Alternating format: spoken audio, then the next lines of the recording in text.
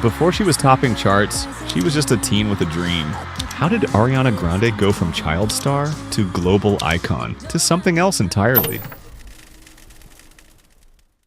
This is the story of reinvention.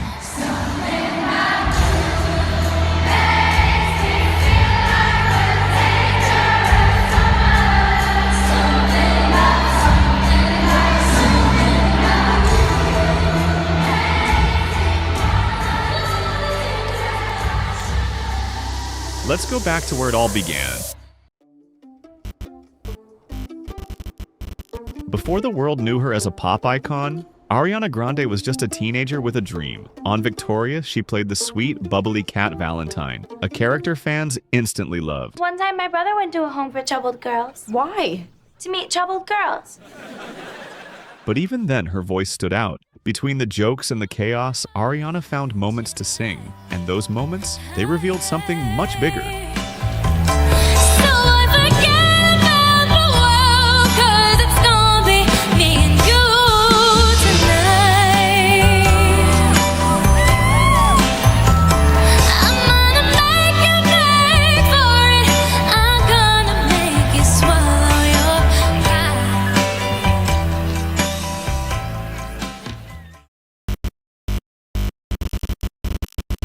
While many child stars faded after their final scene, Ariana Grande was just getting started. Behind the scenes, she was already building something new, recording covers, training her voice, and dreaming bigger than acting.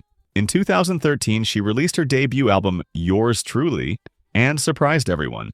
With its mix of R&B and retro pop, the album showed a whole new side of Ariana. And then came The Way, a breakout single that made it clear. I think she's ready to go now. Are you ready to go? You ready to go? Go where? Where part is it? Got a bad boy, must admit it. Hey! You got my heart, don't know how you did it. Hey! And I don't care who sees the babe. I don't wanna hide the way I feel when you're next to me. Yeah! So I love the way, so I love the way, baby, I love the way. Ooh, I love the way. She wasn't playing a character anymore. She had officially arrived, not as a teen actress, but as a serious vocalist, ready to take over pop.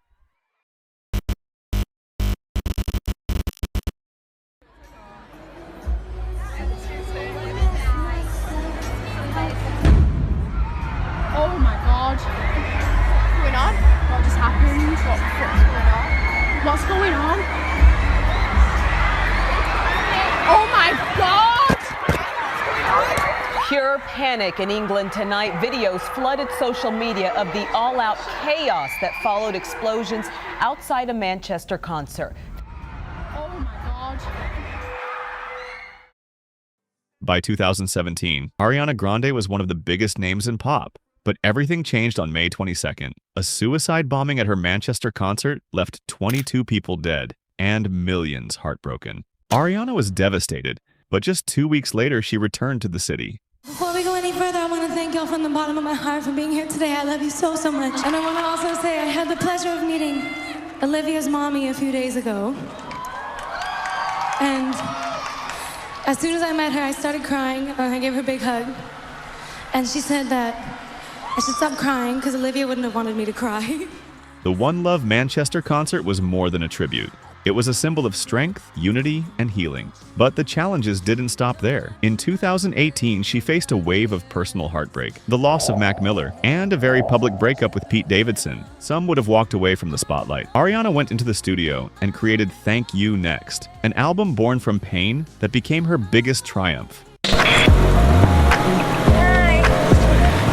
are here on the set of Thank You Next, my first #1 single. Thank you.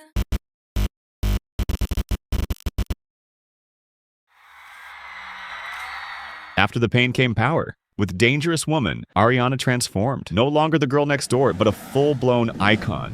The ponytail? Legendary. The vocals? Untouchable. The energy? Unmatched. She wasn't just singing songs, she was defining an era. And just when people thought they had her figured out, she dropped Sweetener, a softer, experimental, Grammy-winning album that proved she could do it all. This was a new Ariana, cool, confident, and unbothered. In interviews, she was sharp, honest, and hilarious. From vocal runs to viral memes. Now I need to talk about the bunny outfit in your Yeah. acapella. Right, girl on girl. How the heck did you get into that outfit? Lube. Oh. Yeah. No, like full on, not like latex lube, like lube. It was really interesting. And how long did it take to get out of it? A couple minutes. Took a couple, Delina and Brigitte were squeezing me and, sliding me around. After years at the top of the pop world, Ariana stepped away. No more #1 singles, no constant paparazzi, no big tours. To some, it looked like she disappeared, but in reality, she was rebuilding. Behind the scenes, she was filming Wicked, falling in love again, and writing songs that didn't sound like hits. Performing the act of trusting yourself has healed certain parts of me and made me trust myself more. But sounded like her? In 2024, she returned, not with glitter or a radio anthem, but with a soft, emotional body of work, Eternal Sunshine. It wasn't designed to top the charts, it was meant to close a chapter and start a new one. What was the hardest song to write, and what was the easiest song to write on this album? Oh God, I think Bye. Honestly, it's a very simple and silly lyric, but it was hard for the reason that I desperately didn't want it to sound like a fuck you. I wanted it to sound like I need to leave, so bye.